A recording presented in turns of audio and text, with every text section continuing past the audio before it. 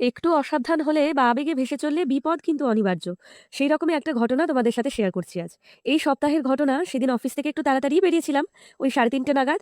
আমি কোনো টিফিন নিয়ে যাইনি, সেদিন প্রচণ্ড খিদে পেয়েছে, তাই তাড়াতাড়ি র্যাপিডো বুক করছিলাম। কিন্তু রাইডার জানালেন যে তার এখনও আসতে 10-15 মিনিট সময় লাগবে। ওই জন্য আমি আবার রাইডটা ক্যান্সেল করে দিলাম, খিদেতে আর দাঁড়িয়ে থাকতে ইচ্ছেই করছিল না। রাস্তায় এসে একটা টোটো ধরলাম। সেই টোটোতে একটা মেয়ে আগে থেকেই বসেছিল। আমাকে একটু ফোনটা চাইলো, কাউকে ফোন করবে সে। নাম্বারটা ডায়াল করে দিলাম, কিন্তু সুইচ অফ বলল। মেয়েটার মুখের দিকে তাকিয়ে দেখি পুরো কাঁদো কাঁদো ভাব। আমি জিজ্ঞেস করলাম, কি হয়েছে? কোনো সমস্যায় পড়েছো? আমাকে বলতে পারো।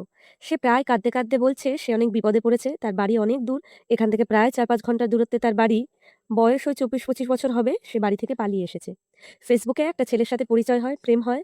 তার সম্পর্কে কিছুই জানতো না বলা চলে। মেয়েটা তাকে এতটাই বিশ্বাস করেছে যে সে বাড়ি ঘর আপনজন সব ছেড়ে চলে এসেছে। সাথে কিছু টাকা পয়সা, সোনাদানা, ফোনটা ছিল। কিছু টাকা পয়সা বলা ভুল, বেশ কয়েক হাজার টাকা। আসার পর ছেলেটা তাকে ভুলিয়ে ভালিয়ে তার কাছ থেকে সবকিছু নিয়ে পালিয়ে যায়। একটা টাকা নেই কাছে, বাড়ি ফেরার উপায়ও নেই। ছেলেটির মুখে কখনো কখনো এখানকার একটা জায়গার নাম শুনেছিল। টোটোতে করে সে ঘুরে ঘুরে ছেলেটার বাড়ি খুঁজছিল। লোককে ডেকে ডেকে জিজ্ঞেস করছিল, এই নামে কাউকে চেনো? টোটো চালক সম্পূর্ণটা না জানলেও প্রথম থেকে কিছুটা আন্দাজ করেছিলেন। যখন সব জানলেন, বলছেন তোমাকে ভাড়া দিতে হবে না, তুমি নেমে যাও টোটো থেকে। মেয়েটাকে জিজ্ঞেস করলাম, তুমি কি পুলিশ স্টেশন গেছিলে? বলল, গেছিলাম, কিন্তু তারা বললেন যে এখান থেকে কিছুই করা যাবে না, এবং জানান যে যা কিছু করতে হবে তার নিজের লোকাল পুলিশ স্টেশনে গিয়ে করতে হবে। এখন সে কি করবে? বাড়ি যেতে হলে বাস ছাড়া উপায় নেই। আর ওই বেলায় ওভাবে মেয়েটাকে ছেড়ে দিতে আমার মন চাইল না। আমি ওয়ান স্টপ সেন্টার সম্পর্কে জানতাম।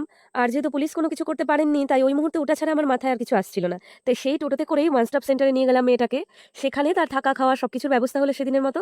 ওখান থেকেই পরবর্তী সমস্ত আইনি ব্যবস্থা নিতে সাহায্য করবেন তারা, যদি মেয়েটা চায়। সেখানে ওকে রেখে 5টার পর আমি ঘরে ঢুকলাম। তারপর খাওয়া দাওয়া। পরদিন খোঁজ নিয়ে জানলাম তাকে সেখান থেকে বাড়ি পাঠানোর ব্যবস্থা করা হয়েছে, তার বাড়ির লোকের সাথে যোগাযোগ করে। মেয়েটা আমার নাম্বারটা লিখে নিয়েছিল। বাড়ি পৌঁছে সন্ধ্যায় ফোন করে জানালো সে ভালোভাবেই বাড়ি পৌঁছেছে। তার বাড়ির লোক আমার সাথে কথা বলল। আমাকে বলছে, মা তুমি না থাকলে আমার মেয়েটাকে হয়তো আর ফিরেই পেতাম না। ওনারা আবেগের বশে আরো কত কি বলছিলেন। সত্যিই অতটা আমি ডিজার্ভ করি কিনা জানি না, কিন্তু যখন ওনারা ওভাবে বললেন, আমি একটা জিনিস ভাবতে বাধ্য হলাম। ধরো যদি আমি র্যাপিডোতে করে চলে যেতাম, বা ওই টোটোটার আগে আরেকটা টোটো ভাড়া বেশি চাইছিল তাই আমি ছেড়ে দিয়েছিলাম। যদি খিদের তাড়নায় আমি সেটাতেই চলে যেতাম, তাহলে হয়তো এই মেয়েটার সাথে দেখাই হতো না। তখন কি হতো জানি না। কোনো ভালো মানুষের হাতেও পড়তে পারতো। কিন্তু যদি তার অসহায়তার সুযোগ নিয়ে অন্য কেউ তার অপব্যবহার করত, তাহলে কি হতো বলতো? যাই হোক, ভগবানের অশেষ কৃপা সে রক্ষা পেয়েছে। কিন্তু এই ঘটনা আমি তোমাদের সাথে কেন শেয়ার করছি কারণ সচেতন করতে চাই।